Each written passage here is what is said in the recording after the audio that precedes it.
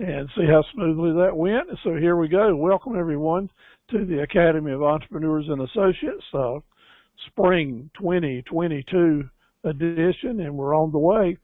I'm Steve Carver. You can find me on Facebook individually or at 360 Management Presentations and Skills, so make sure you can visit me there. Here's some just some general information. This is my trip number 937 on my journey to 1,000 webinars and seminars, so we're well on the way, and I appreciate y'all being a part of it. I'm not a lawyer, and I'm not a tax attorney, not a CPA. I'm just a business fellow that's been around about 62 years offering you free advice. The first piece of advice I want to offer to you is always get a second and third opinion before you make any really important decisions for your business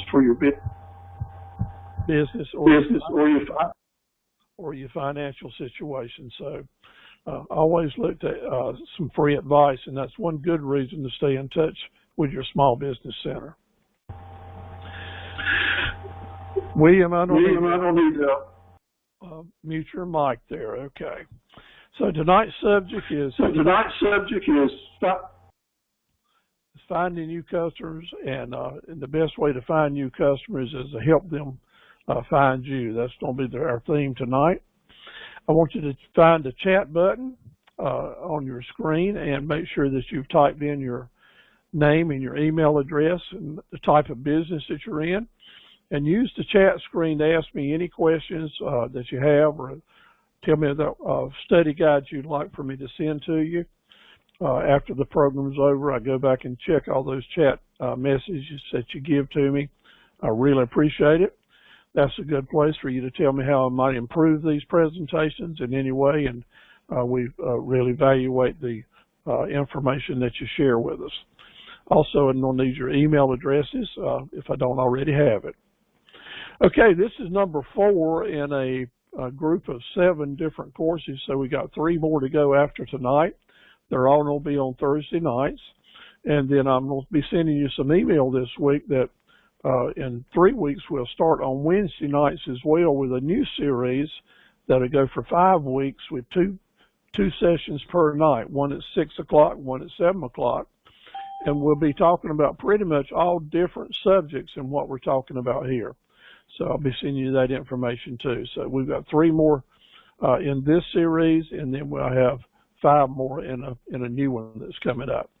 So this is a good chance to welcome all of you to the Academy and making friends and networking with our friends. Denise is with us tonight. Welcome, Denise. Her and her wonderful family are new to the Clinton community, so when you have a chance, make sure you give them a good Clinton hospitality welcome. I've been having a chance to chat with online and also share some information with Denise. She's got a fantastic project ahead of her in bringing back the historic Herring House right in downtown Clinton. It's already in the center of the community, and I think from talking to her that her goal is to make it a community center in a number of different ways. So maybe even having some type of business organization there after next fall. But in the meantime, using it so many different ways to promote the community in downtown and just a wholesome lifestyle in Clinton. What a great challenge. So Denise, good luck with this work. And we all say God bless you, and hope it goes really well. This was a photograph that she posted online the other night when it was snowing. The house just looked absolutely beautiful, looked like something out of a history book. That's the historic Herring House in Clinton. Looking forward to going there for some great events in the near future. Also, I want to say welcome to Gary and Nadine Johnson. Nadine over in Mebane, North Carolina. Gary's been communicating with us. He's getting all he can do ready to start a trucking business. He knows the ropes, and now it's time to get in business. And his wife is Nadine, and she has an online sales business where she sells lots of different knitted materials, where she crochets different things for people to order. A really great little business started. Betty Loves Crochet is the name of it. So y'all have a chance to find her, and Nadine maybe do some business with her. Cindy and Crystal have been on board with us a number of times, and I want to welcome y'all back. And I had a chance to ride by and visit, and even go in and talk with your clerk the other day at Carolina Backyard Living Center on Highway 301 North. Such a great location, right dead between, or right in the middle between Dunn and Benson. Easy to find and plenty of room to see. An amazing inventory of different structures that you might use in your outdoor estate or in your backyard or for your kids. And while there's a lot of pictures here to see, it's a small representation of the great inventory they have. I took sharp notes, of course, as a business coach, and I've had some interest in companies like this before and some other clients that I've helped get started. So I know a little bit about the business. It's just very impressed Cindy and Crystal with your display and all the work that you're doing. Just really great job. I did notice that you have a good presentation with Yelp, where people can find you on Yelp, and that's a really good start. And then when I went on to search for you on Facebook, I saw that you had started a page. Just a few people looking. This is the place right now that with a little bit of expertise and a little bit of effort, you can take this Facebook presentation, I think, and turn it into a real money maker for you, and not have to spend a lot of money to get it there. So let's make sure when we get together we chat about the number of different things that you might start working to improve your Facebook page. But first of all, congratulations for having it up. That's so much more than so many people have done so far, so at least you're well on the way. And then there's some people that just go the extra mile, and we're going to focus on a good friend in Clinton. He's a double graduate of our academy, and that's Sylvester and Janice Wilson. Just wonderful folks live right there in Clinton, in town. And Sylvester is the king of barbecue and soul food in Clinton. And back there when the pandemic started, he called me up and said, "Steve, what in the world can I do to keep my business going on?" And my suggestion to him was, Sylvester, become the king of takeout. That is, let people know that where you're set up, even if it's in your yard at home, and let folks know that they can call you and you'll have lunch or ready for them. All they have to do is give you a call and come and pick it up.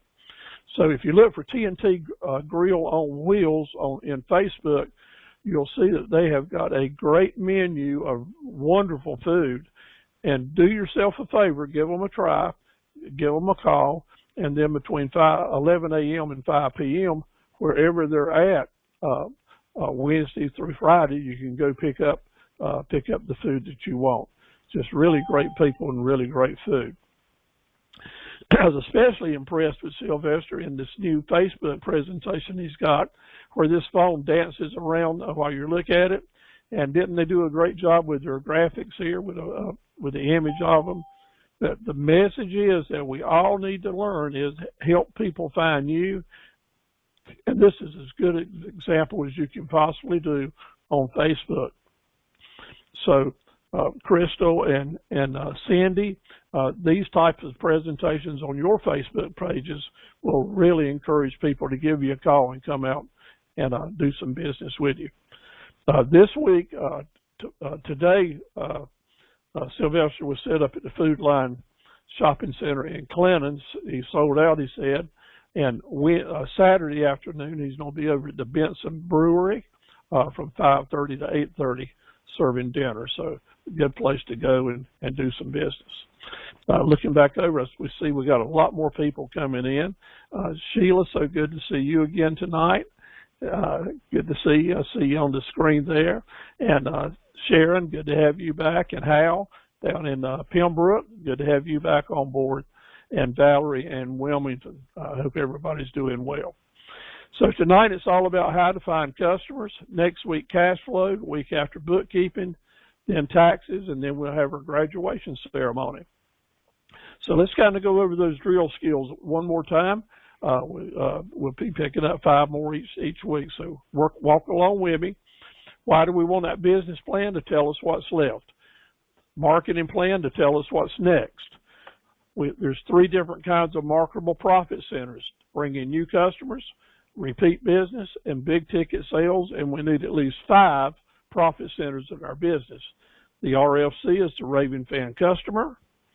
NDCP is telling us if there's no demand, we need to change the plan. Don't throw the plan away, just be willing to make changes. ABCD says always be connecting the dots in a way that it makes sense. What is the password to upsells? And it's by the way, and upsells is how we stack profits, a real important part of our business that we talked so much about last week. 3 best ways to catch fish are keep fresh bait in the water, keep fresh bait in the water, and keep fresh bait in the water. That's right. What's the best way to catch customers?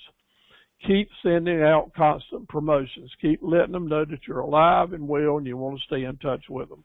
I bet a lot of y'all this afternoon thought I'd gone crazy with as many emails as I'd sent to you, but all those were samples of different things that you can be doing. A lot of them are things that I'm doing in my business, but they're samples of the way that you can construct your letters or your advertising or your videos to help promote your business, just like I've promoted mine for more than 60 years.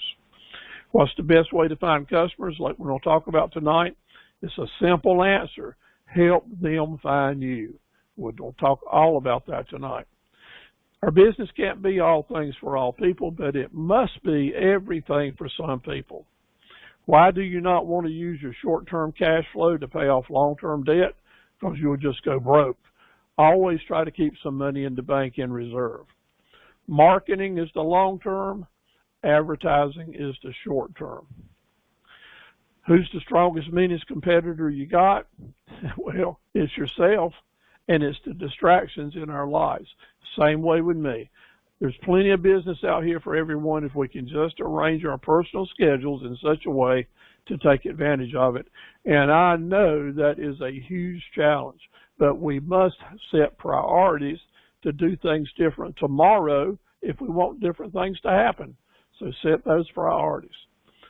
We need to remember what fair market value is. We studied it last week, and I want you to memorize it, because in business, you're going to need to buy below fair market value so you can sell above fair market value.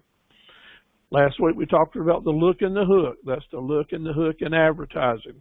The look is saying put a good-looking product out there, but always have a hook in it. And a hook is something in each one of our ads that encourage people to come on, let's buy it now. Don't wait. When you have a hook in your ads, that means they're going to become accountable for you. Week 4, here we go, new tonight. Define positive cash flow and negative cash flow. Well, you may just say, well, positive is when you got more coming in than you got going out, but I don't change that around a little bit, because you can tell now that if you're going to be an entrepreneur that's successful, you have to kind of own it, and you have to be hungry and tasty and licking your lips. So here's what cash flow is as far as I'm concerned. When you have someone in your presence, in your store there, Cindy, that you know's got available money in their pocket, that's positive cash flow. That cash has come into your environment. And if they leave and you didn't get any of it, that is negative cash flow. You have to take it just that seriously. Now, that doesn't mean I want you to jump on people and try to get your money out of their pocket, but I want you to be conscious of the fact the window of opportunity to close deals is very narrow. So you need to get your business skills and your training and your thinking in such a way that you can take advantage of cash flow when it's there for you. Make sure that your business is not based on take it or leave it. It's my way or the highway. Pay me or leave. No. Let your customers know that you have ways and means to help them buy what you've got to sell. I was impressed with Sandy because they can offer finance plans. They can work with you in different ways. Maybe you can do a layaway plan or pay deposits. Do something besides take it or leave it, or your customers will flat just leave it. The 3 times rule helps us when we're pricing products. If you hadn't ever done it before, if you just say, multiply the cost of this thing you're selling by 3 and sell it for 3 times more than you're paying for it, and that's a good place to start your pricing process. Now, you may have to come down or go up a little bit, but that's a good place to start. We talked about it last week, and we're going to talk about it some more tonight, and it's the 27 times rule. This week, with 3 or 4 of you, I've had to remind you of the 27 times rule because things just aren't going to happen overnight for a new business. Customers have to see your presentations or hear your messages at least 9 times before they're going to spend serious money with you. 9 times, that's a lot. That means you're going to get told no 8 times before you probably have a chance of getting said yes on the 9th time, or it may even take longer than that. The 27 times rule is all about understanding when you're planning an advertising campaign, plan to get those ads out there at least 27 times. Why? The customer has to see it 9 times, and they're going to miss the ads 2 out of 3 times.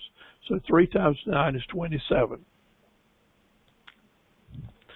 Yes, if, no, but negotiating is a way that we can keep the conversation going on. If you just if the customer makes you an offer, or you're all having a conversation and all that you have in your vocabulary is no, I can't do it, then the customer's gone and your chance to make the sale and make profit is gone too. So I want you to learn how to negotiate, learn how to talk, learn how to keep the customer talking. It is a really important skill. Forecasting and negotiating are the skills that help you take your business over the top.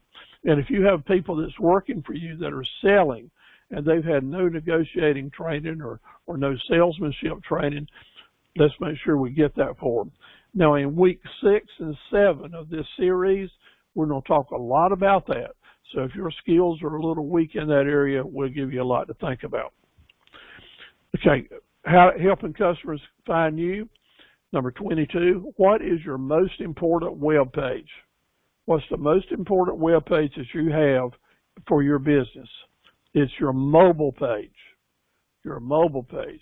So I'll ask you, if you type into search terms in your telephone that you would think your customers would type in to bring up your presentation, what comes up? Is it a really good looking mobile page, or is it a nothing? Well, if it's a nothing, that means that 85% of the people, 85% of your potential customers are not going to find you. So let's get busy and get us a good mobile page working for you. The second most important web page that we're going to have is our landing page. That's the pages that we have our customers come to for certain terms. And when they get to that landing page, we want to make it so powerful that they're going to do business with us. We'll talk about that a lot tonight as well. Now, why do people keep coming back? Why do they keep coming back? And this is going to be, Denise is going to know this for sure because it's going to be a big part of her business.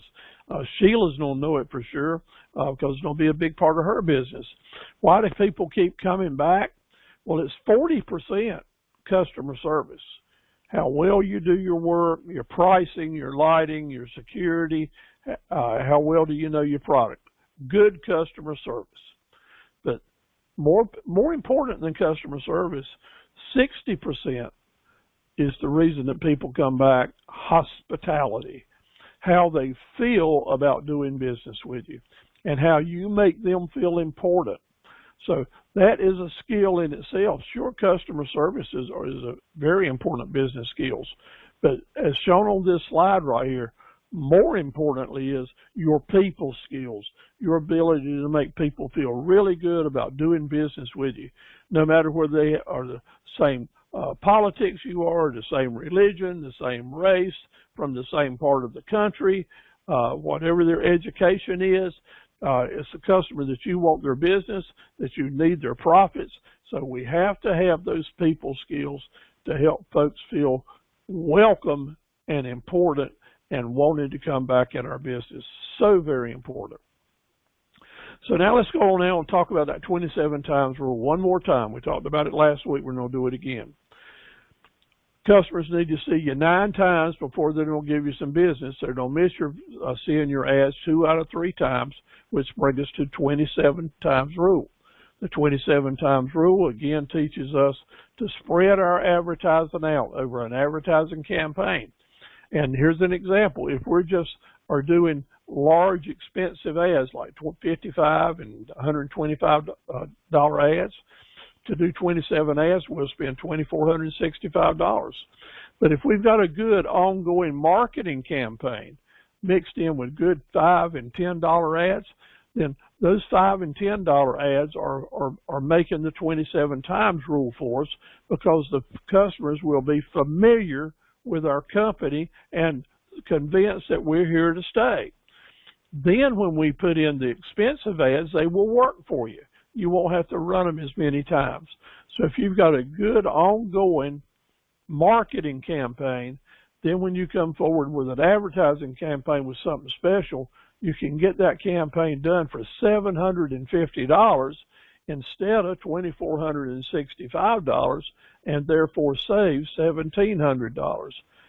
That's why thinking ahead is important, because a good low-scale marketing continuing campaign can cut your advertising costs way down and save you tons and tons of money. Tons of money. But there's always two sides to a story. How about that 27 times rule? What can just completely destroy that in one flash?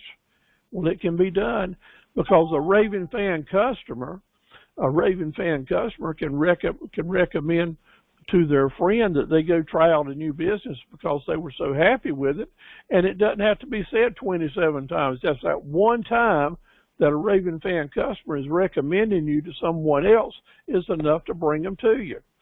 So yes, the 27 times rule is super important, but wow, 1,000 times more important is looking after each and every customer to ensure that they are raving fan customers.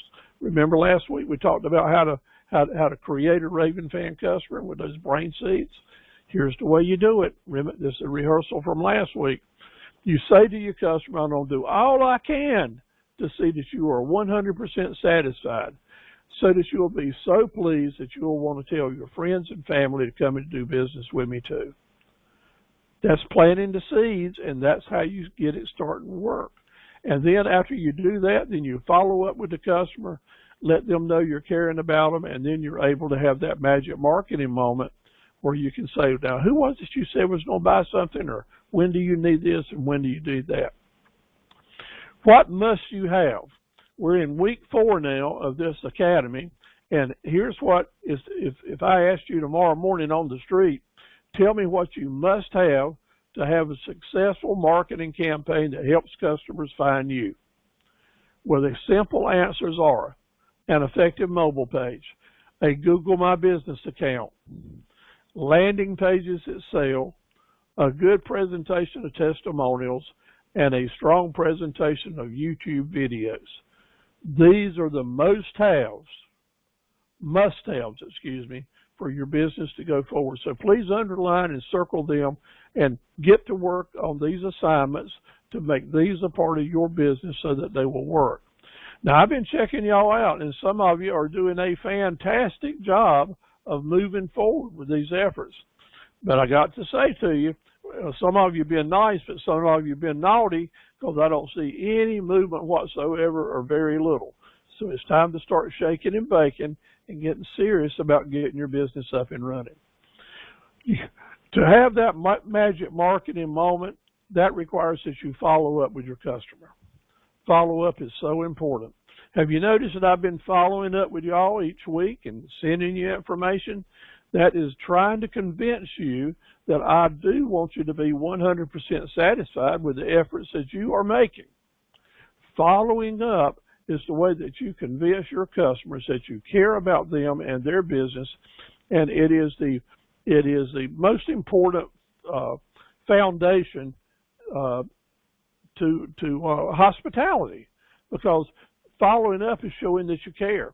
But that caring is a two-way street. When you follow up, other people will say to you, yes, and you might do some business with them, or might do some business with someone else. I had a chance today with 2 of you that are on board to recommend other people do business with you. I sent them letters of recommendation, and I love doing that.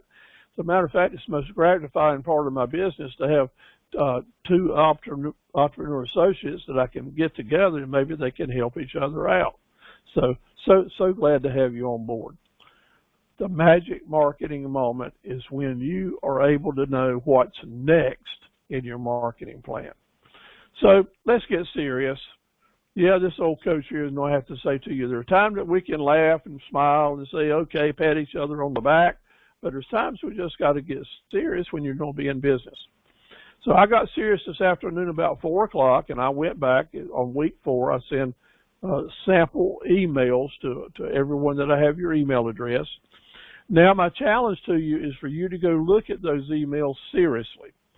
Not looking at them as if it's something from me that I'm trying to promote anything about my business, because, of course, that's not my objective with you guys. My objective with you guys is you take these samples that I'm sending to you and use those as templates or study guides of how you can take those type of messages, insert your information and your photos and your links and your videos to make it your tools that you can use. I can't offer you a greater gift than to share my tools with you. And that's what all those emails are. So go back and find them, save them, open them up one at a time, and then take and change parts of them that are related to me, put your names in or your business, and start sending them out. Now, for the last 4 months, I've been doing this. And in each of my classes, at least 3 or 4 of the attendees have actually done 2 or 3 of these samples, changed them around and used them, and have sent them out with their names where mine are and such as that. And they have all said they had very positive replies. So this is not a waste of effort that I'm asking you to do.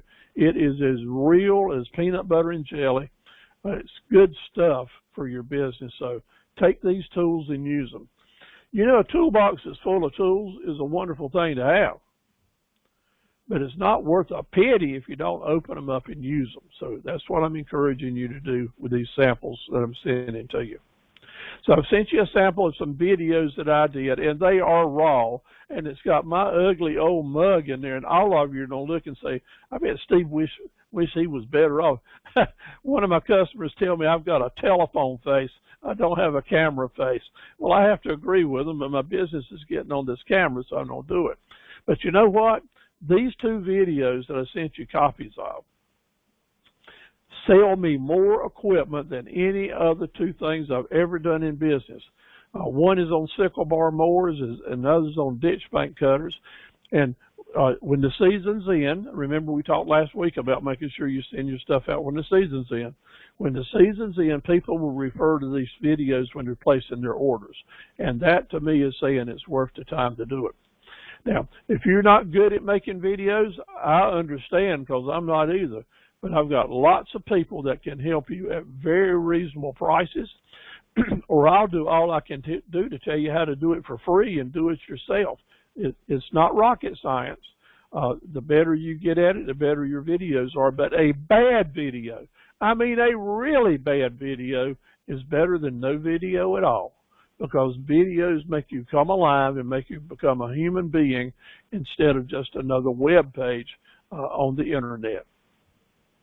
Okay, tonight our objective, and we have to kind of stay focused on this, because when you talk about marketing, we just go all over the world with different ideas and things to do.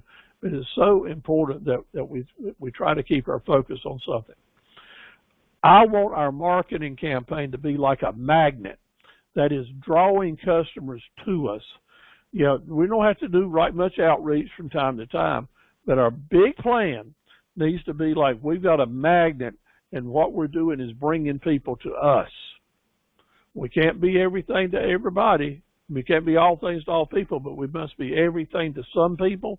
And we want that magnet aimed at the some people we think we're going to have the best chance of doing business with. When we get down to helping people find the historic Herring House in Clinton, for example, we will aim our marketing campaign and our comments and our SEO at folks that are most likely to be visiting downtown, or people that are tourists that are coming in, and we're going to try to have things there that will draw people into that house, so that we can use it as a magnetizing tool, if you want to call it keeping fresh bait in the water. And with each one of our businesses, we do that. DeToya Dove is doing a good job with that, with her homeschooling tools for teachers and for parents and for kids that need materials to help them improve their education. Make that magnet work for your customers is what we want to do. How do you do that? Well, you got to know where to point the magnet. So what we have is a targeted customer group. So how are we going to help customers find us? The first thing we're going to do is we're going to have targeted customer groups, and those are the people that are probably going to be the most likely to do business with us, and we'll actually target them in different ways with our marketing campaign. So let's talk in simple terms, because a lot of us here that are with us tonight are just getting started. And you know, that's the best thing about these webinars. I'll have people that are on board with us tonight that are that have PhDs, and then I'll have other folks that are getting their GEDs, and we're all in business and all need to network together, and all of us can take our business to the next level. So the most effective ways is what I want to teach tonight. The most effective ways to help customers find you, and the least costly ways, because none of us have any money to burn, right? Yeah, all of it's important. So the number one ways. The number one most effective, least expensive way to help customers find you is the mobile web page.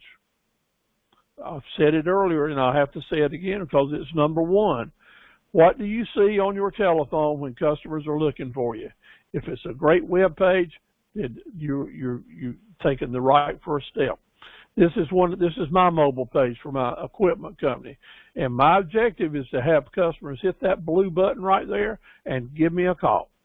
Or my objective, if they don't want to call me, is to ask for a quote. And if they hit that button, they can ask for a quote. Then they can just hit these other things and go shopping for my primary profit centers. Not all the profit centers, but the ones I think most people would be looking for. So I let them see them first. If you're having trouble designing your mobile page, or your webmaster don't know where to go with it, drop me an email or give me a phone call. Let's talk about it. I'll be glad to get you started. This is my mobile page for my books. This is so you can go right straight to Amazon and order books I've got for sale. What is the second most effective way to help customers find you? And I like to call it the old-fashioned way, because it's the least costly as well. But it's the old-fashioned way. The mobile page is kind of the new way, the modern way. But the old-fashioned way to help customers find you is simply have raving fan customers and have continuous promotions to keep feeding them information about what's going on at your business. Maybe you don't have a long list database, but you can have a short list of your raving fan customers or people that are really interested in promoting your business. That's an important list to have. Do you have that prepared yet? Are you making a list of your friends and family and people that really want your business to grow? Because we need to start sending them constant promotions and ask them to share it. That's what raving fans do. They share it. Now, you've heard that word share before, right? That's that Facebook term, and that is the greatest example I can give to you why Facebook is important to your business now, because people will share the good news. Number two, the old-fashioned way is keeping fresh bait in the water. Keep those fresh promotions going out, and therefore your raving fan customers will always have something to talk about. Now, number three, number one, mobile page. Number two, raving fan customers and continuous promotions. Now, what's number three? Well, it's kind of a new-fashioned way. It is in a sense. And I don't call it the 5-star internet rating in one day. What can you do as a brand new business, Gary and Hal and Rayford? What can you do as a brand new business today to have your customers or people give you 5-star ratings tomorrow on the internet that everyone can see? The answer is Google My Business. Google My Business is a way that you can have a mini website called Google My Business and start promoting your business tomorrow. Zero cost, 1,000% powerful. So if you haven't learned about Google My Business, it's not my fault because I've reminded you now for 4 straight weeks. Let's get involved and get that account up and done. One of our great clients down in Hampstead, North Carolina, the Savory Crab Company, 2 great ladies that are making the best crab cakes you've ever tasted. Right off the start, got them a Google My Business account started, and then started getting 5-star ratings on the second day. Of course, that didn't happen by accident because we plan and we have people call in or write in and give those good ratings. That's part of business planning, but you can do that as well. And the Google My Business account not only gives photos there, but it tells about where you're located. It tells about where your website is, what your hours are and calls, and you can have as many photos up there as you want to start promoting you and or your business. Nothing at all wrong with doing that. It's all positive, and it is very inexpensive, like zero cost. Number 4, kind of new fangled way too, but starting last year, when Google bought YouTube, Google said to the world, if you have YouTube videos on your web pages, they will come up first ahead of everybody else that doesn't have videos. So that's enough said. It's time to start learning how to do those videos and make them count. Yesterday, I invited my associate Maddie we rode up to the Southern Farm Show in Raleigh, so we could walk around some of the equipment that I sell, and Maddie just helped me do 6 new videos so that I can have videos on some more pages. It was expensive process to do as far as the time and effort, but compared to the benefits that you can get from the videos, untold. The more videos that you can have, the better off that you're going to be. Now, I would mention to Cindy and to Crystal tonight, I really think that videos can be a major piece of dynamite to make your business sales just explode. As I was looking at all your wonderful products and videos that you could be doing, and I want you to rely on some that you're doing yourself more so than with the affiliate website that you're working with, which does a good job with videos, no doubt about it. But at that website, people can go all over the country to find other places to buy products. On your website, they're just going to be coming to you. So that's why I want you to have your own presentations at your website, at your YouTube channel, and at your Facebook pages, okay? So let's stop thinking about this. There's nothing to think about. I mean, it's a button on your phone. All you got to do is press it and start practicing. And I'll tell you firsthand, the first ones are going to be nice, but the beauty of doing them on your own phone is you hit that little button, you can erase them 1,000,000 times until you get one that you like. So just jump into it. We did this down in Wilmington at a seminar 3 years ago. Had 30 people in the class. In the first week, not one person would take advantage of it. The next week, one person did, and then everyone did. And before it was over with, they all had videos on their websites and really having a good time doing them. All right, now let's move. We went through the first 4. Now, what's next? How do you help customers find you? You have more marketable profit centers, because the more things you have that people are interested in, the more you're going to be able to promote them, and the more people will find them. It's just that simple. You have more products, you'll have more customers. Identify those target groups that will go with each one of your profit centers. You're choosing the profit centers because you think you can sell them to a certain group of customers. Now we're going to target those particular customer groups with each profit center. And we'll start feeding our database. Feeding our database means adding email addresses to our list. Okay? It's just that simple. Adding email addresses to our list is how you're going to help find customers. And now, technical. Yes, it's technical, but it's a technicality that we can't jump over because it might be a little difficulty. The SEO strategies, that is search engine optimization. Say that with me.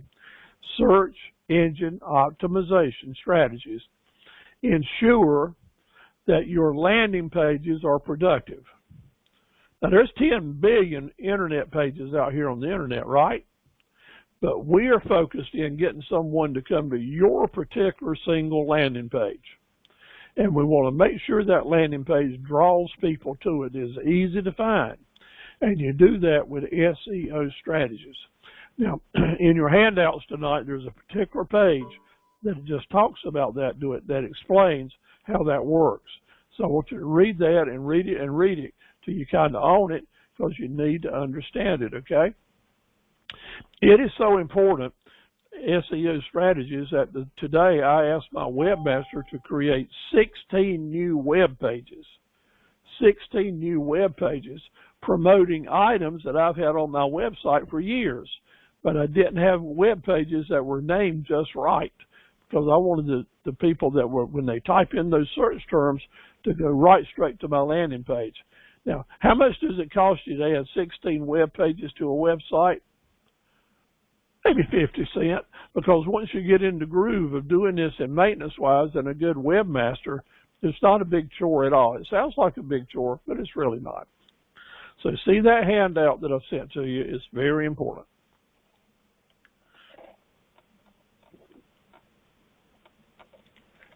It's good Canada Dry. What is SEO? Well, this is the way I define it. This isn't out of the book. But I define it as being a set of skills. It's actually an art form that when you apply these skills to the content on your web pages, it helps customers find your web page first and quicker when they're searching for it on the internet. Your page will come up faster and quicker and at a higher list than your competitors' pages if you've got excellent SEO practices going on. The better your SEO factors are, the higher rankings that you're going to get with all of your pages. And you know what I mean by rankings, how high up on the list you are when you search for something. But there's 9 factors, simplifying this thing, there's 9 factors that will help you and your pages be found quicker. Number 1, what is the name of that web page? And that's why I have my webmaster today introduce some new pages with new names on them, just to go to old web pages that I had, but I wanted them named different so people would get to them faster. The next factor is, are your web pages mobile friendly? Yeah, and this is a skill that your webmaster, someone that knows how to build websites and web pages, will have to help you with. I don't know how, but I do know that some web pages will never show up on the telephone, and other pages will just fly right on the screen. And that has a lot to do with the technical aspects that webmasters know. But look here, it's factor number 2. So that's why sometimes we have to hire a professional to help us if our website's ever going to make us money. Adding videos is very, very important. Bad videos, good videos, all videos that you can add to your web pages will help customers find them. And then getting down to the basics, which has kind of been around forever, and that is making sure that the words, the keywords that people are typing in on their keyboard to look for different things are on your web page. So sometimes you might have to list a whole lot of different repetitive text in order to cover all the different ways that customers might be looking. Remember last week we talked about Bubba Gump Shrimp Company and all the different ways that you could list down shrimp, fried shrimp, shrimp soup, scallop shrimps, all the different ways you could do it. Sometimes at the bottom of your web pages, you would just go on and on and on, just listing down different words that might apply to the product or service that you're selling, just so the search engines will find your page because those particular words are written on it. Now, adding links, and a link is that thing you click on that sends you somewhere else on the internet. Adding links around your website, that is, have a page that says prices, have a page that says specifications, have a page that says photographs or gallery or history or testimonials. The more surfing around on your website you can keep your customers. In other words, you're keeping them hemmed up in your corral by having links that they can shop at your website to keep them from going somewhere else, to someone else, another company's website. That's why I mentioned to Cindy and some other folks, and also, let's see, who was it? Crystal, that when you are using someone else's website as an affiliate and they go to other parts of their website, there's a good chance they will send them to do business with another party. So you try to steer away from that. That's why, again, it's important that you have your own website. The loading speed of a page is important. Sometimes we can put a big picture on it that's got a lot of information, and it takes a long time for that page to load up on your screen. Or maybe we got too much information on the web page and it just goes on and on and on, and it doesn't load up in a hurry. Well, those of us that have high-speed internet, we're really a member of the fortunate few, and we have to remember, and we have to ask our webmasters, how would this page load up to someone out in the middle of Timbuktu that doesn't have high-speed internet? And sometimes they'll tell you it will never open for them. It will never open for them because it is so slow that it'll get kicked off. So you got to be aware of that. And again, that's a good reason sometimes it's important to have a webmaster to give you the kind of advice that we need to get through that. Now, one way that we're going to help customers find us is, I don't use the simple term pay per click. Pay per click. That is, when we go to a provider and say, here's X amount of money, I'll pay X amount of dollars or pennies if you can get someone to click on my web page when they type in a certain search term. So let's say that I'll say to Bing, who is a company I use, Bing, you get someone to click on Carver, and I'll pay you $1.50 just if you get them to click on and go to my web page. Well, if they click on it and go to my web page, it just cost me $1.50. Sure did. Sure did. So that can become really, really expensive. But usually I'm dealing in terms like a nickel or 10 cents or something like that. And if I've got a good landing page, if I can get that customer there for 10 cents, and I've got a really good landing page that I'm pretty much assured that I don't get some business out of them, or a real high percentage that I don't get some business, then that's a good investment. Now, that's several outfits that you can do pay-per-click with. The most simplest form of doing pay-per-click is with Facebook and boosting. And that's really fairly simple. My associate Maddie helped me do some advertising this past week on Facebook, and we spent $30 boosting an ad, and she told me yesterday that we had 1,900 visits to that one page in less than 5 days. So I'm feeling really good about that's a good $30 being spent. And maybe I'm going to determine that I'm better off spending money on Facebook boosting than I am on Bing pay-per-click. So, but both ways, here's what I need to tell you. Here's the advice that experience tells you. You keep your budgets real low, because you can budget how much you're going to spend each day, because that's going to come right out of your credit card. And if you slip up and have your budgets too high, then maybe you'll spend a lot more money than you had planned to. So as you're learning this, do it real slowly.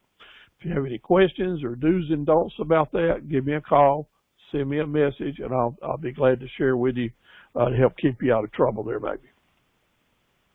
So Google searches, here's an example. When you do a Google search, see on your screen here, see these Carver equipment companies here? Carver here and there? The things that you see at the very top, the listings you see at the very top of a Google search page are listings that people paid per click. In other words, the reason this person ended up with Carver Equipment Company, my company, at the top of their list is because I had paid for that click. I had paid money to get at the top of the list. Now, later on down on the page, let's see if it's here. Later down on the page, you will see these type of ads. See here? They're not up here with the pictures and everything. These ads are just coming up as regular SEO terms that didn't cost any extra money at all. So sometimes your regular marketing campaign. Now we're going to talk about marketing and advertising. In your regular marketing campaign, you want to have a good presentation that brings your ads up on the first page on a Google search, at least on the first page. But if you've got something really hot that you're pushing, it's the market's hot, something that you need to sell right now or get people's attention right now, then that's the time that you might want to do pay per click to make sure you're in the top 3 or top 4 up in the paid section at the very top of the web page. Again, it's really important for new businesses or for items that you're selling for the first time maybe. Another factor is helping customers find you. Everyone knows about it, is use social media. There's so many different ways to do it. Using social media is an inexpensive way to bring people to your website, a lot of different ways. Also, eBay and press releases are some other factors that can help you get there. There's a lot of different, and growing every day, different types of social media platforms. I want to tell you to get really good at one before you go out and try to get good at all of them. And one of the best ones, in my opinion, for small business marketing in Eastern North Carolina is Facebook. And I've got a lot of gripes and groans about what Facebook does with a lot of things, of fact checking and putting out false information and things like that. But I also got a lot of good things to say about what they can do for me and you as small business people. So I encourage you to use Facebook and to help promote your business there and at least learn the ropes as a good investment. As far as the others go, I don't have a bad thing to say about any of them. It's just I want you to get really good at one, and I think Facebook is the best one to get really good at first. Next, a lot of this is technical, and a lot of us are not technical people, right? So there's nothing at all wrong and everything right about hiring someone to help you get your website and your presentations up and running. Now, it used to be this was just a webmaster, and this is the first time I said this in my presentation. Maybe it's not a webmaster you need. Maybe it's just someone to help you get your YouTube channel up and running. Maybe it's someone just to show you how to make some videos so you can put them on Facebook. And I learned this past week that getting an ad, a good ad that you can boost at Facebook, sometimes takes you days going through all the red tape that they have to deal with. So I asked my associate Maddie to learn the ropes, and it took her 2 weeks to do it, and she knows all the buttons to push. But after 2 weeks, now she can take basic information and turn it into an ad, get it up on Facebook, and boost it within 24 hours, and that's saying something. So if you need her help in doing that with some basic information, it doesn't cost hardly anything versus the benefits, and we'll be glad to help get you through the ropes on that. But again, don't sit around doing nothing because you hadn't found the right person to help you move your business forward. Keywords and search terms. We have to choose the right keywords on our web pages to help customers find us. And choosing the right keywords are very important. And here's a beautiful thing. At Google and on the internet, there are websites that will help you find all the keywords related to your business. So let's talk with Denise first. We're going to talk about historic homes in Clinton, North Carolina. So what are some keywords that people that are coming down from New York or Raleigh or the Midwest to the South, what are some keywords that they might type in on their telephone to find historic homes? Well, you know, they might do plantation, or they might do antebellum homes, or they might do this and that, and I don't run out here in 2 or 3 words. But I can go to one of these websites, like on your screen, type in keywords for historic homes in the South, and it will give me hundreds of different options that I might use to load my web pages. Just amazing. And then you can take those words, load them at the bottom of your pages, and then what you're doing there, like I did right here with, what was this word, running shoes. Give you all these different options. Then you can take those one at a time and put them right at the bottom, or mix them into your web pages, like I've done down here with these different keywords, and up here with these different towns. You put different groups of words in groups that will not affect the quality of your web page at all as far as the reader's concerned, but that will make it really a whole lot easier and more likely that the search engine like Google will find it and therefore boost your page up to the top of the list. Really a cool thing to do and really something to think about. So here's an example at the bottom of one of my web pages where I'm talking about I want to encourage people from different towns around the area to come. So I just listed the towns, Fayetteville, Goldsboro, Clinton, Smithfield. Just gave a long list of towns, just pushed it down on the text at the bottom of one of my web pages. And that is not, if someone's in Eastover or out at Fort Bragg or Rocky Mount and they're shopping on the internet, there's a good chance that if they are in that sale area, my page will come up simply because these words are on the web pages. Here's another example of some different page loaded up with just search terms, different types of terms. This is on one of my implement pages where I just list down all these different terms. And even whether the page is named it or not, if someone's looking for a greenscape cedar, then this page may come up for them, and then and this is at my website, so then it would be easy for them to go on to the cedars. Now let's talk about the landing pages that we talked about quite a bit, okay? Once you direct the customer to a certain page, then it's up to you, it's your responsibility to put in the L and the H on that page to let them look at it and then have the hook there so that you get an order. You want to make it easy for them to hit a button to send you a message or to send you an order or to have a good feel for what it's going to cost them or to do business with you. Now remember, if you were a shopping cart customer, like we talked about last week with the people selling snow blowers, you would want to encourage them. All your energy would be going to get someone to hit that buy now or to put something in the shopping cart. But I don't encourage us now not to worry about shopping carts. Just get them to send you an order or get them to call you or to send you an email. That's the least expensive way that you can start doing business. And more importantly, by doing business this way, you start creating customer relationships, saving email addresses. Raving fan customers can come in the future. So make sure you're addressing your landing pages in such a way to encourage someone to do business now. Okay? Any questions about that? Don't ever hesitate to give me a call and ask about it. Now, here, talking about the keywords, notice on this landing page, one of my landing pages, I'm talking about drum mowers. That's a type of farm equipment. And I've listed down all these different drum mowers here. See over here on the left? See these drum mowers? And then I listed down balers, different types of hay balers. Now this is an old web page, it's not up and running now, but it was when I did this slide it was. Now, you may ask yourself, well, why do you got drum mowers written there so many times when you could have just written it one time and then talked about the different models of drum mowers? And the same thing with twine balers. Why have you got those typed out there so much? Well, the reason is SEO will more likely find this web page if someone types in drum mower, is searching for drum mower, if drum mower is written on this page 20 times versus one time.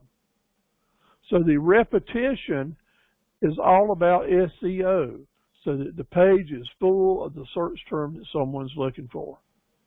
Understanding now? Not too difficult, just means you just need to space your text out and use the right words. Moving on now. Helping people find us. Well, forever and ever, folks in the real estate business have always known that location is so very important. Well, that is very important, not only for your business bricks and mortar store on what street corner you're on, but it's also very, very important in every other consideration of marketing. Location has to be in the back of our mind, or we're doing all we can be to be in the right location. Let me give you some examples of what I'm saying. Helping customers find us is our first objective, but what we really want to help them find is the product they want to buy, right? So helping them find us has everything to do with us finding the right location for our store to be, or our website to be, or our marketing efforts. So Is our marketing effort on Facebook, on our own website, on somebody else's website, or are we relying on Bing or Google My Business or some other outfit to market our business for us?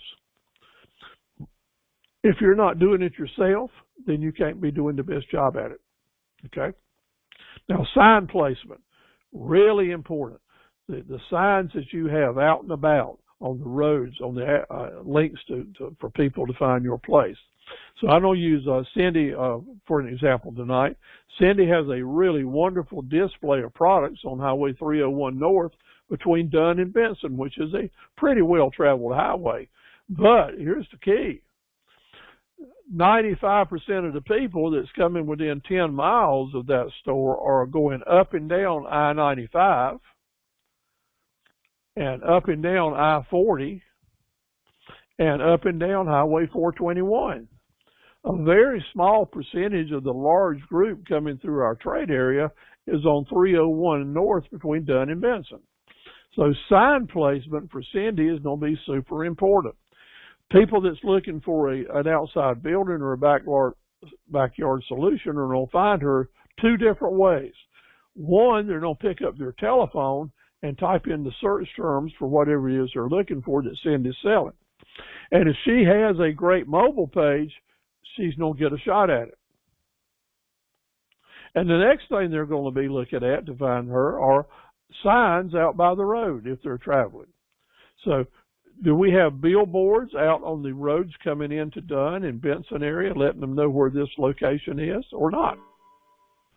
And if the answer is or not, then there's a good chance that that is a marketing effort that really should be addressed, as well as the sale page that is so important. Now, the merchandising inside and outside is super important as well. And from that standpoint, Cindy gets a big A++++ because she's got a beautiful display set up that is really eye-catching. But people don't see that display unless they're right in front of the store, right? So what's another way that people are going to find us in a place like Cindy's? It's print advertising. And I got a feeling she's doing a good job with that, maybe with local newspapers and shopper ads and things like that. But sometimes when we're identifying with an affiliate, like I was a Kubota dealer, and if I just relied on Kubota to do all my advertising for me, then when they were advertising for me, they were also advertising for all the other Kubota dealers, which meant some of those were in big towns, a lot closer populations. So to protect my business, I had to do my own advertising and not ask someone else to look after me. Sometimes you can get co-op ads to help you in that way, but the initiative has to be on you. The way you design your pages, your web pages and your advertising pages, where you put ads on those pages can be really important. Folks on the internet will tell you the most important productive spot on a web page is the top right-hand corner. I kind of think that's right. So the most important part of your ad might be up in the top right-hand corner. Now, personally, let's say that we're just talking about where we're making cold calls or we're going out in the public to visit people. Where you stand in the room, when you position yourself, that's location, location, location. Where you sit at a table is location, location, location. So maybe you're new in business, and maybe when you go to the Chamber of Commerce meeting or to the ball game, maybe you kind of feel more comfortable standing back in the corner. But there are times when you need to see and be seen. That is marketing. See and be seen. It's not all about you, but sometimes you have to do that to make it all about your business. Now, I don't share this with us just because we introduced it last week and it's really important, and it is in your handout. And I do want you to go back over it and think about it, so we don't go over it very quickly. I'm calling this the 5-star sales plan. Maybe you've never put together a marketing campaign before in your whole life, and a lot of us haven't. And this is true whether you're talking about starting your new business, or maybe you're just adding something new to your business. And this plan will apply to either or, the business as a whole or a new profit center. First of all, you need to identify it. And then let's identify when it's going to be a hot item. When is this going to be important? So if you're in the swimming pool business, you know that people are really going to start getting interested in adding that swimming pool and being in that swimming pool around May 1st, Memorial Day, end of May maybe. So to start getting them active and thinking about it, that means you need to start your advertising campaign right away to start planting the seeds to get them thinking about it a good 60 days ahead of time. Now, you mark my word, you start watching, next month you'll start seeing more and more people start planting the seeds about people getting swimming pools. And for all of those folks that don't want to invest in a swimming pool, you'll also see and by the way, we've also got hot tubs and patio stuff and this and that. So you'll see all these by the way items start coming in.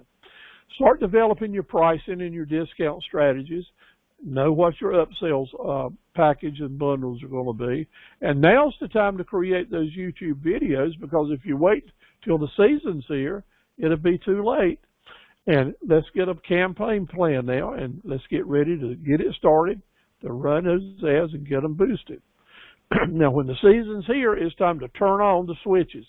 You got all your gadgets lined up. It's time to turn on the switches. What are those switches?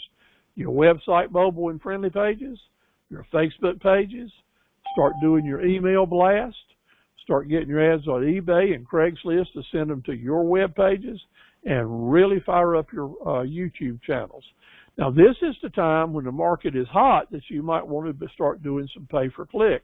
In other words, start investing in the target markets to make it happen. If you don't plant the seeds and you don't irrigate the crop, you're not going to have a harvest. So I'll tell you now, even though it's risky, yeah, people are going to have to see it 9 times. If you don't get out there busy and start pumping the promotions now, they won't have a chance to see your promotions 9 times before it's time to start buying. That's why you need to be in the market ahead of time. That's why I was at the farm show in February for items that will not become hot items until June. Now, finding the customers. We're going to get down to the nitty-gritty, taking the scissors and the paper out, cutting the pieces of the puzzle out to see that we're doing the physical things that we need to do. When we find a customer, there's 3 things that we're going to need to consider. First of all, we need that targeted customer group.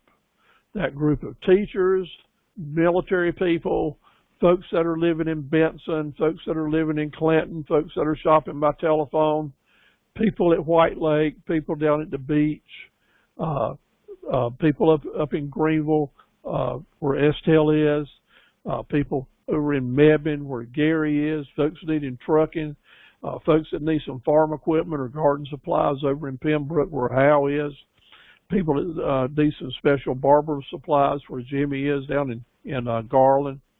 All different things that people, where they are and who they are, that will probably do business with you. We don't be thinking about over in Clinton and general Southeastern, the folks that Rayford and Rayshawn might offer towing and hauling services for. And I was happy to share with them today, looking at this particular targeted customer group of people that have campers to relocate. This is the time of year that people all over the state, anyone that's in the camper business, are thinking about buying their camper and setting it up at a lake or at the beach, or moving it from one point to another, or the people that are selling campers, the dealers moving them from one point to another. So Rayford and Rayshawn are in the towing business. So this is an area of business that they might be able to capitalize on and have a new targeted customer group. So once we have our targeted customer group, here's the deal. There's 3 areas of consideration. What media are we going to use to get our message to them to help them find us? And number 2, what methods are we going to use to implement that media? That's right. What methods are we going to use to get that media to them? An example, you've got a really good mobile page, but that mobile page isn't worth anything if it's not going out by telephone. So the media is your computer and your website. The method is the telephone system to get that mobile page to them. And then what type of guerrilla marketing strategies can you use? In other words, what extra icing can you put on the cake for very little money that may have a big, major impact? So, media method guerrilla marketing. Now, there's a great risk that we take when we start this process. And every one of you listen close here, because each one of the target groups are so important. And what we don't want to do is let an important target group, an important group of people that would probably do business with us, fall through the crack because we simply weren't smart enough or didn't care enough or didn't take the time to identify them and include them in our marketing campaign. We don't want them to fall through the crack. Every group is important, and I'm going to tell you why. When you're building a building, if you ever watched a brick mason build a building, he'll take one brick at a time. He'll set it in place, and after he puts that brick in place with the right amount of mortar and lined up and level and plumb, you'll hear a sound. It goes. He's tapping that brick with the end of his trowel right here. He'll tap on it. And when he's tapping that brick one at a time, what is he doing? It's called setting the brick. S-E-T-T-I-N-G, setting the brick. That is getting a seal there, getting the air out of the mortar so that when he moves his hand off, it's there, but it's just like it's glued on. That is taking one brick at a time and making sure it's a part of that building. We need to do the same thing with our Raving Fan customers. One brick at a time, one sale at a time. See the horse over here on the back? He's a nose ahead, and he's going to win this race. He's going to win this race just by a little bit, by one half a foot. And he's going to win $1 million. But the one on this side who really ran a hard race, he's going to get a bale of hay. One little difference makes all the difference in the world, because as small business people, at the end of the month, you may be saying to yourself, if I had had one more sale, I'd have been profitable. Or at the end of the year, if I just had 2 or 3 more good sales, I'd be in black ink instead of in red ink. Well, in business, that's the way it is. We need all the business. We just don't need, we need all the good business, that is. We need the little orders. We need the big orders. We need the onesies and the twosies. We need lots of base hits, because we're not going to get but a few home runs. And by doing this, by identifying your different customer groups and paying attention to each one of them and lining them up with your profit centers, what that's going to do for you is the secret formula. It's the secret way to keep business coming in all year long from lots of different customer groups. All year long from lots of different customer groups. Yes. Getting some interference here. Give me just a minute. I'll have to mute some mics, okay? Excuse me just a minute. There we go. There's Rayshawn. Hey, Sheila, don't mute your mic. Valerie and William. Okay, we're good to go now. Excuse for the break. So your customer groups are going to be named what yours are, but I've got some examples here. If in certain areas, I don't say that maybe we're down in the Jacksonville area. And if we're in Jacksonville areas where Camp Lejeune is, there's going to be a lot of Marine families. So I would hope that I would have some profit centers that I could really focus on Marine families for. Also, if I was in Jacksonville, I'd be close to the coast, so I'd be having a lot of vacationers coming through that area, going to Emerald Isle and Topsail Island and Salter Path and all up and down the coast on Highway 17 and Highway 24. So I'd have a lot of vacationers coming through my community. So I try to find some profit centers that I could sell to them. And then there's some dream customers. We'll talk about who they might be. Also, I've got to have some things to sell that people will find on the telephone. So I don't have some telephone shoppers, and I want to make sure that I've done what I need to do to look after them.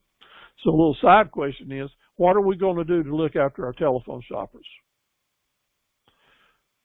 We're going to have a great mobile page, and we'll make sure all of our web pages are mobile friendly. And then maybe you have a business like mine where I do more business outside of North Carolina than I do inside of North Carolina. So what type of corrections or adjustments am I going to make to get my marketing campaign to reach outside of the state in certain areas or areas? Your set of targeted customers, depending on the type of business that you're in, might be altogether different.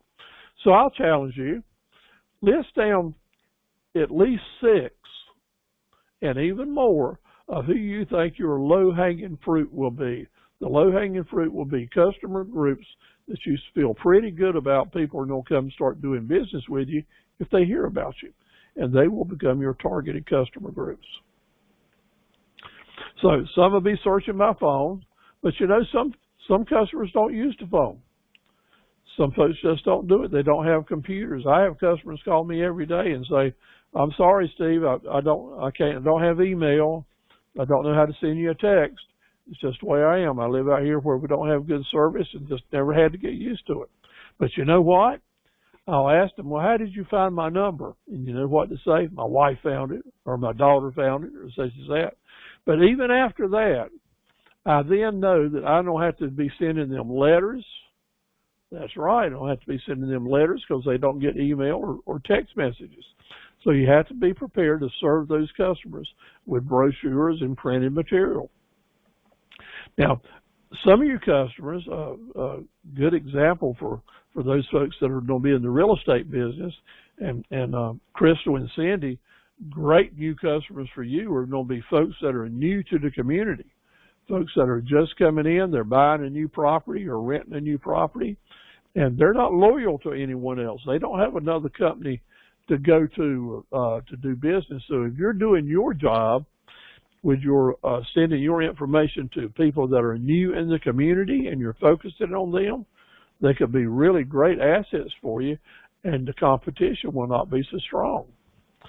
Maybe your customer groups are visitors and vacationers or weekenders. Denise is going to be interested in visitors, vacationers, and weekenders once she gets the historic home, if indeed that's the direction she wants to carry the house, to have people come and visit and see what displays or galleries she has set up, or maybe items that she might be selling for herself or other people at some point in time. Maybe you're going to send all your information outside of North Carolina, and maybe you're just looking for folks to do business with that are not looking for you, and that's those dream customers. There are a group of people out there that you want to do business with that have no interest in doing business with you. That's exactly right.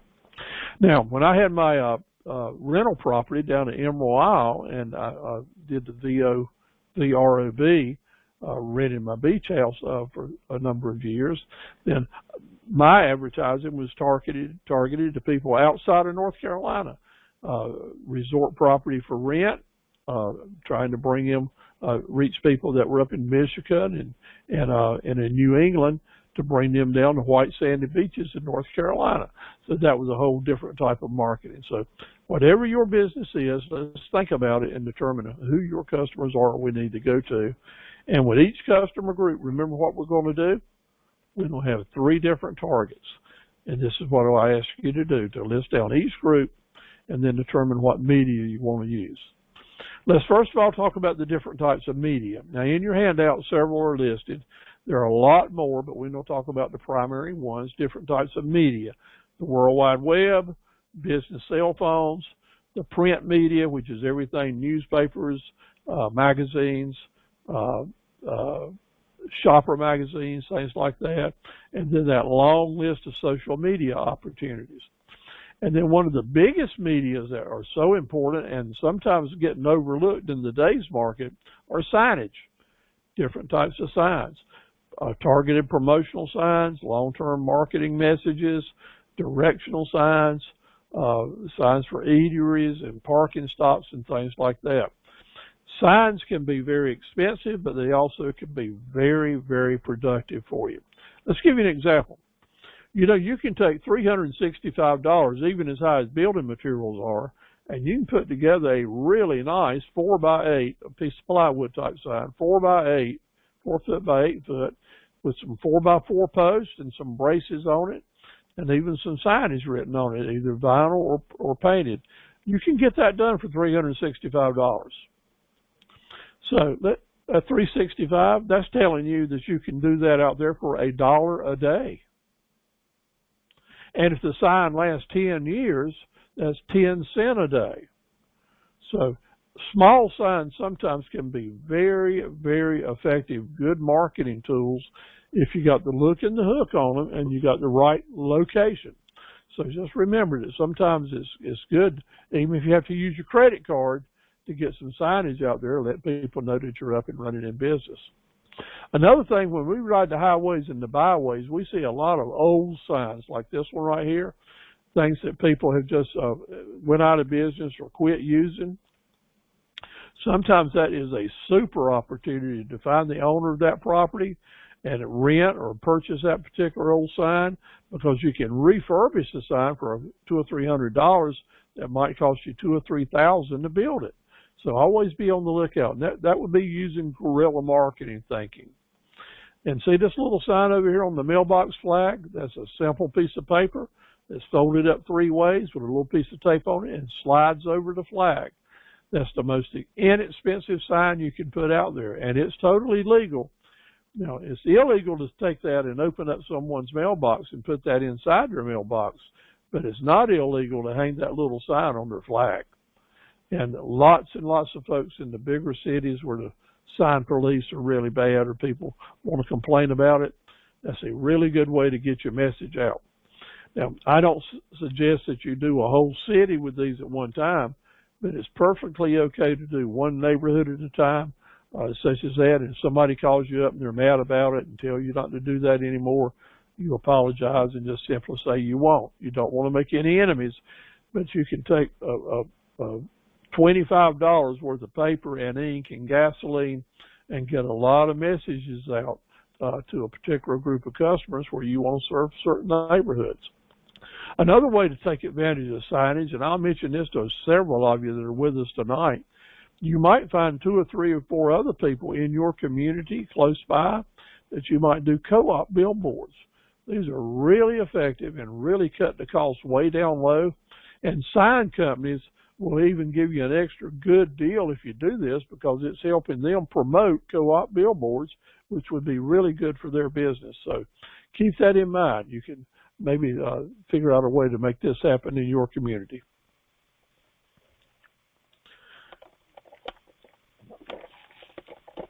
Wow, we put a lot in this program tonight. I hope some of it applies for you. Okay, that was the media. Now let's talk about the methods. How are we going to use those different types of media to achieve our objectives? Number 1, let's list down our individual profit centers and determine what customer groups are most likely to be interested in them. Number 2, let's get our raving fan customer list and get ready to start sending them information out.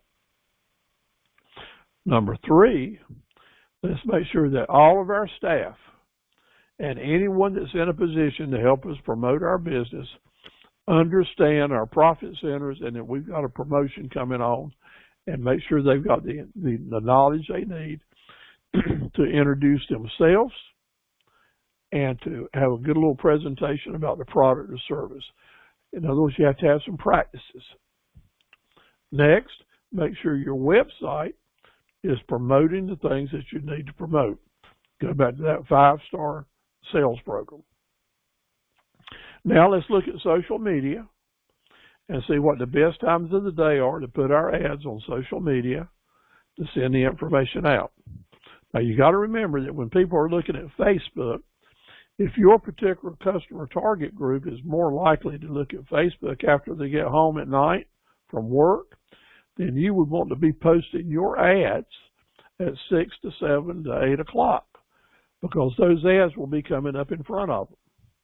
If you post your ad at 6 o'clock in the morning for someone that's not going to see it till 6 o'clock at night, they're probably not going to see it at all if they got a real busy Facebook page, because they'll have to scroll down for 30 to 40 minutes before they would ever get to your ad.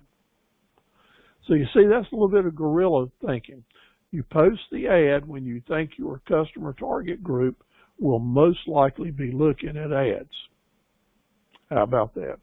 Really important. The next way is you're going to use written testimonials from friends and neighbors and customers, associates. Make sure that you're helping people find you through the testimonials. That is so important, because a big reason folks will not do business with you is because they don't know you well enough. And how do you get rid of that anxiety with them? You show them that you've been able to satisfy and have other people say good things about the way you do business and keep doing business with you. Another method is, of course, the search engine optimization, and that is a biggie. So it's got to be on this list. Again, you've got a handout on it to help you get there and work with that. I encourage you again, if you don't get it, don't be embarrassed about sending me a note and say, Steve, give me some examples of how I can use SEO to help promote my pages. And this is true on Facebook as well as any other place on the internet. So you can use these loaded Facebook pages with text just as important as you would on your own website. Ask people to give referrals for you. If you've got someone who knows other people, that a lot of other people that might be able to refer business to you, ask. There's nothing wrong with asking folks to help you promote your business. And people that know you and like you will be glad to do it. And those referrals or that networking really brings into focus why this Academy of Entrepreneurs and Associates not only is important for you for this year, but for following years. If you stay in touch with these folks that you see on board here tonight that's been with you for 7 weeks, and they're back next year for the next Academy, you'll start learning more about them, and they'll start learning more about you. So share with me what you would like for me to share during these presentations, and we'll start building a network of folks that maybe will start sending you business. Branding and private labels is a super important thing to do. That's where you use your different DBAs. So, for example, that we're going to talk about, let's see here, we're going to talk about Estelle is going to be blending up some really good skin care products. And if she names her skin care products Carolina Delightful Morning Skin Care, that's a great name. But if she also names that same bottle, the same product, Estelle's Delightful Skin Care Unit, then people will remember that if they like it, and because they can't buy Estelle's product from anybody but Estelle. So using private labels and branding yourself and your products and your service in such a way to encourage people to come back to see you to get your product is a way of getting repeat business through the use of DBAs and private labels. Helping people find you is a real important thing to do and for folks like Cindy, because she has a location that folks are going to need to come to. So her Google My Business account would be critical for her, because at Google My Business they give you a free map to show people not only where you're located, but show you how to get there. So if you've got a business that people are going to need to come and find you, then Google My Business is really important. But also on your own website and on your Facebook business page, you can have your Google locator maps located there too. Now that might cost you a big $1 a year or some ridiculously low expense, but check it out and do that. Now this is where I see that I got Rayshawn and Rayford on board with their towing company. And they are such great people, and they know that I love them more than Peter loved the Lord. But look, fellas, your Facebook ad sucks. You need to get busy there. We need some photographs. We need some videos. We need some maps. It's the time of year that if you want people to find you, you got to be out there for them and show that you're in business. And some others here of you tonight, and now here we go playing coach again. I've looked at your Facebook pages, and some of you haven't made an entry since April or August. if you're going to be in business, then get in business and start knowing that every day is a new day that a customer will be looking for you. And if you help customers find you, when they do find you, make sure that you look alive. Don't look dead. Look alive. Look like you've done something this week or you got something new going on. You know what? Yesterday's newspaper that came out, I mean, it was a great newspaper. It had lots of news on the front page, right? But you know what it is today? It's just fish wrap. It's trash. Yesterday's news is not news anymore. Yesterday's news in your business, yesterday's photos in your business, yesterday's videos in your business are not new. Give your customers something new and exciting to look at as often as you can. And they will love you, and there's more likelihood they'll start doing more business with you. Now, on my webpage, here's the Google locator map right here. It tells about where we're at. Now, I don't have any equipment at my home office here in Dunn, so I got my Google locator map showing where our actual warehouse is in Wilson, so that people that want to go pick something up, they'll know where the warehouse is. So you can have some flexibility in doing that kind of stuff, okay? Now, let's talk about guerrilla marketing a little bit. Now, the gorilla out there in the jungle, he bends all the rules, right? He does things his way, and if the truck breaks, it does it. So I want to tell you, as a new entrepreneur, sometimes the sign police can be hard to get along with. Sometimes the zoning police can be hard to get along with. Sometimes you just have to do what it takes to make your business work and ask questions later. Now, be careful with that. You know, stay within in some reasonable bounds, but I am saying have a little courage. Use as many DBAs as you can to help people find you. Use the right terms like old Bubba Gump did, like Bubba Blue did, talking about the different kinds of shrimp. Use Facebook ads and eBays to help bring people to your other links. You can put really cheap ads at Facebook and eBay and mention your website pages and drive people to your website. Sometimes you don't want to put all the information you got that you'd like to at Facebook or eBay, but you can bring them to your web pages where you can have a good place to sell them. Make sure you got your testimonials and your photos and your hospitality message and saying what you want people to say. There's so many people that's got the same name. There's probably 10,000 Jimmy Packers in America, and there's probably 20,000 Sharon Sims in America. So if you just type in that one name, there's no telling what will come up on the Google search. People from all over the country, and some of them may be scoundrels, some of them may have some awful records or not doing good things at all. So how can you protect your good name with people searching for you on the internet? Well, the answer is you put your own ads out there. You put your own testimonials out there. You load the SEO so that when folks type in your name, the message you want them to see will come up.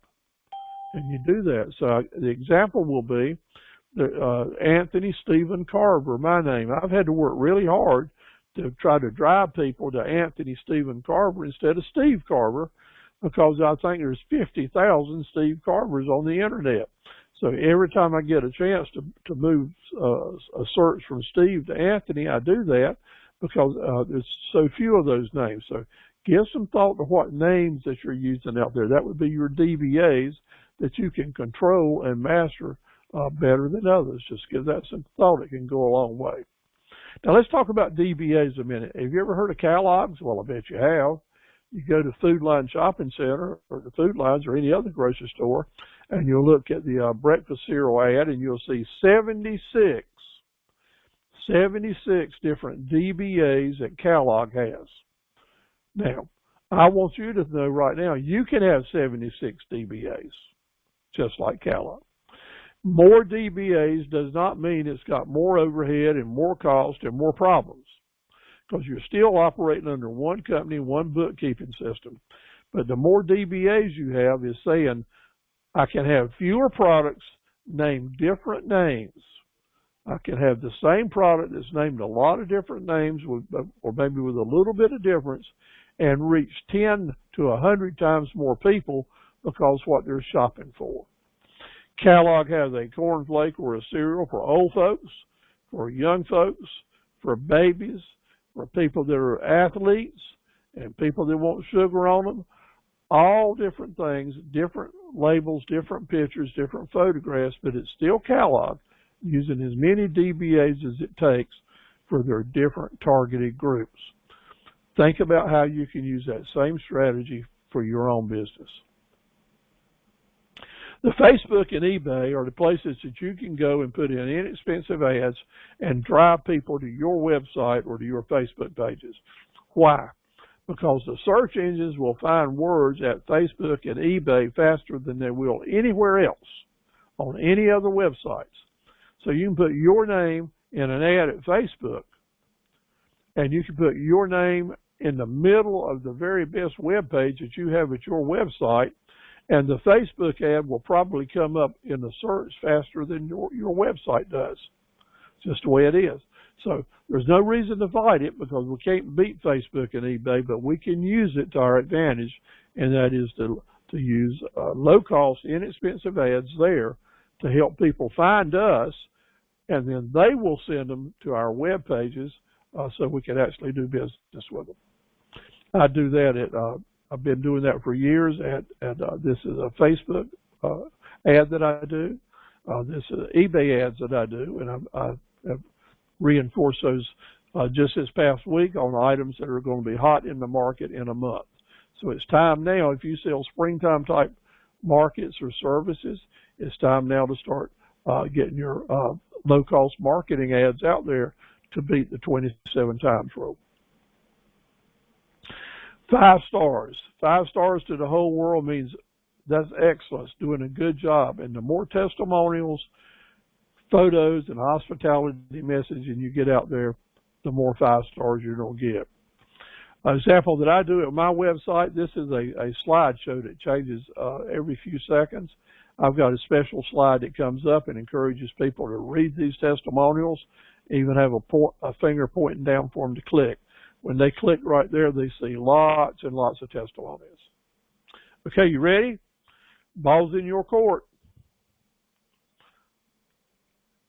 Ball's in your court.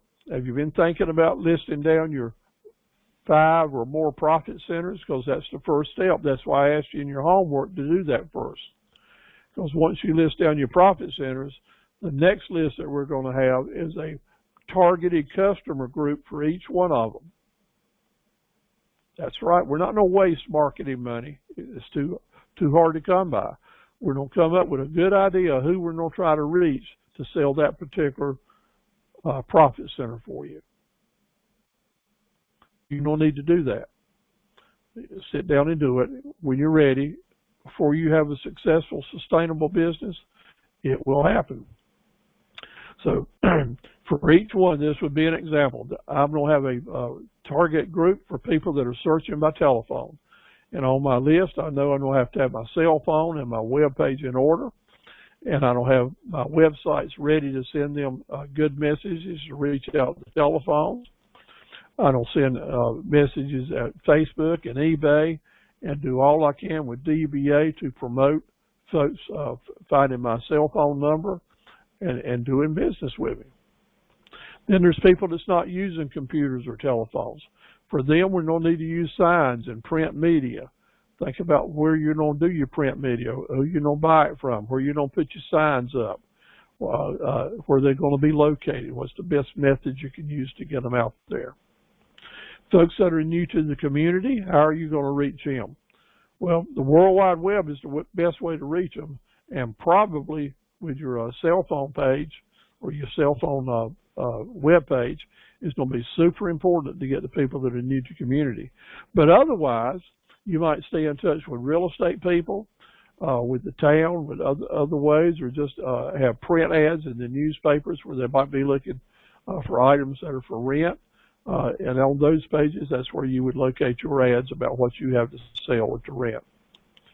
If you're after visitors and vacationers, think about how you need to reach out and touch them. That might be signage that you have on the different highways that are going through your community where vacationers are coming through that you would mention. And here's a factor, that maybe you're actually located down in Morehead City. Well, the best signs that you might put up might be up as far up as Kinston, an hour and a half away, to get people thinking about doing business with you. Remember, planting seeds of thought, letting people know to get ready for this thing that's coming is a good idea. And I doubt that any of your competitors, or very few of them, have ads out there, except, remember all the boat companies? Remember all the boat company ads that you see on Highway 70 and Highway 40 going down towards the coast? Now, those people are planting seeds 100 miles away from the destinations where the dealers are. Use that logic, because they got their phone numbers on there, and when the people have that phone number or their website message, then the people out on the interstate in their cars are going to start using their telephones to call you or your competitor. Okay, if we're dealing outside of North Carolina, it's going to be all about the internet, and there's a lot of different strategies to use. Particularly, maybe you want to focus on certain towns. Maybe you want to focus on selling your items. Maybe you're in Clinton, North Carolina, but you want to focus on customers in Seattle, Washington, for some reason. Well, there's ways and techniques that we can not spend any money on these customers that are close by, and you can spend all your money focusing on customers in Seattle or Atlanta or Philadelphia or San Antonio or Dallas. Lots of different ways to not waste money, but to send your targeted ads right straight at your target customers. In the World Wide Web, of course, we're going to use all the different medias that we can think of that will be effective mostly for your particular targeted customer group. Now, we have to talk about one group that's kind of outside of the norm in 2022, and that is there are a group of customers that you really want who don't know you exist and really don't care whether you exist or not. And they're great people.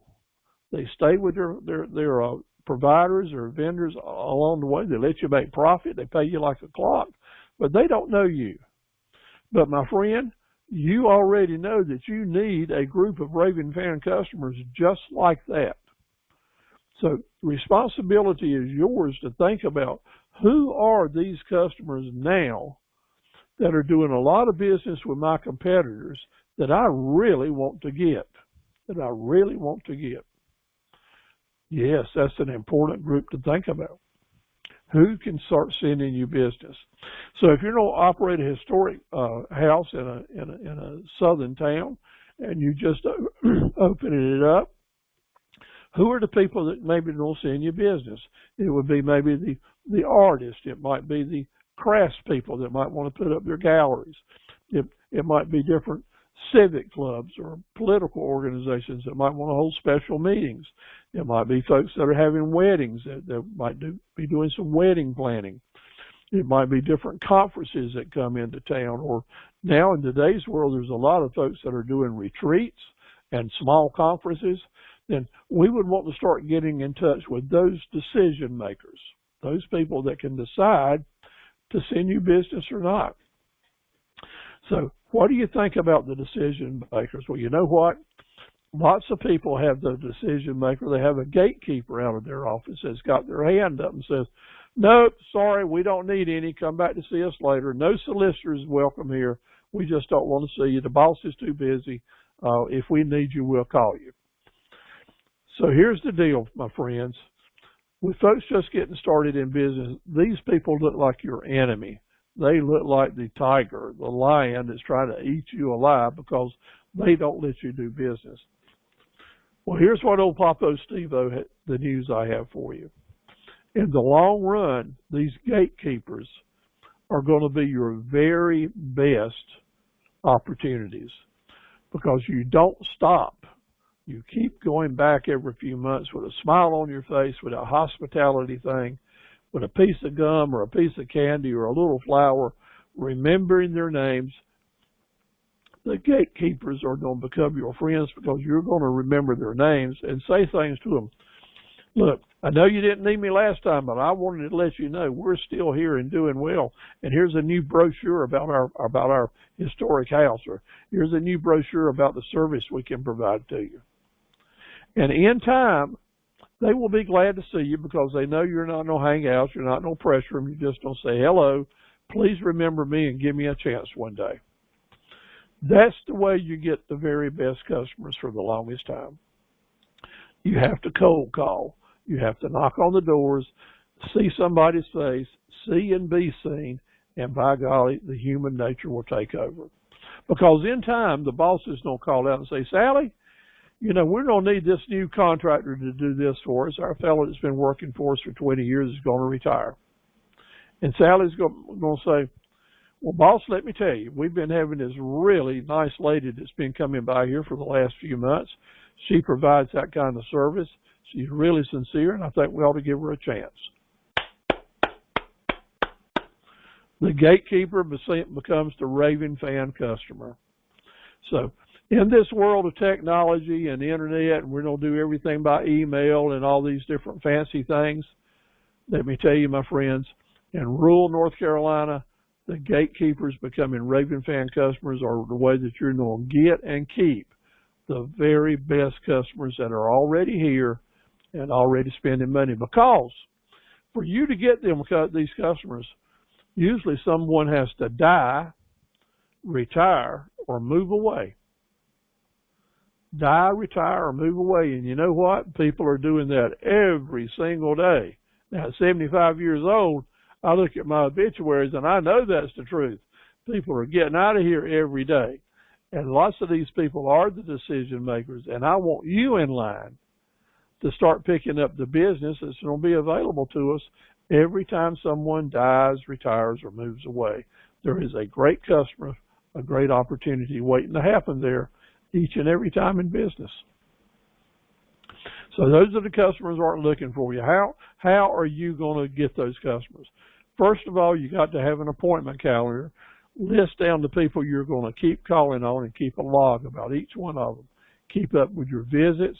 Keep up with what's interested in those, and stay in touch with every way that you can. Okay, rehearsing now. Here's what you got to have. Must have a good mobile page, a Google My Business account. Do you have it? Are you working on your landing pages on your website, YouTube channel, or Facebook? You can have landing pages at all three. How about your testimonials? What are you doing about that? And how many YouTube videos have you made in the last 3 weeks?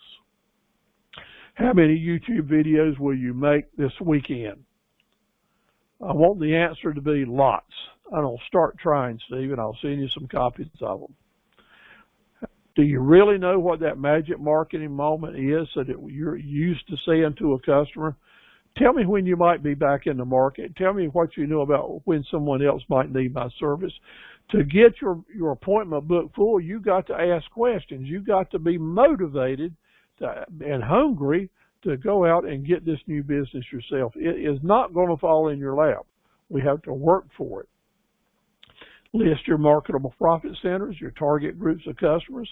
What method and media are you going to use for each one of them? And then how are we going to reach out and meet them and win and sell each one of them? Let me tell you something. This may be new to your ears, but it happens every day in a sustainable small business. Every day we do these things. They become second nature to you, but it also means that there's a lot to do, and we've got to get our priorities lined up to make it happen.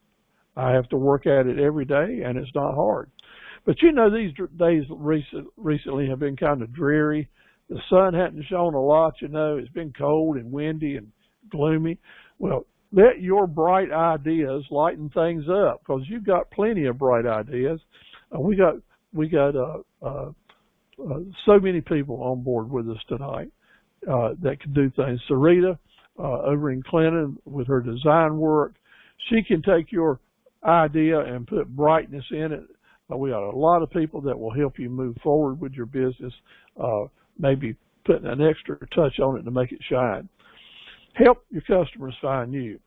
so that they will help you keep your spirits high, and as your spirits are high, you will raise them. Light the candle. Light the candle to help light your way in dark and troubled times. And you know what that'll do? It'll help light the way for other people that are in dark and troubled times as well. Not only do you get light from that candle, but you'll start feeling the warmth from it, and the other potential customers and your friends and associates will too.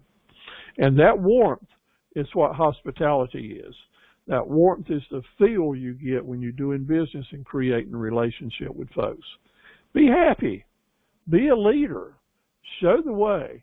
Show that you're proud of who you are and what you believe in, and that you are willing to help other folks, and you're willing to work hard to see your dreams come true, and you care about other people's dreams as well. When we're being the best people we can be, we're going to have the best business that we can be.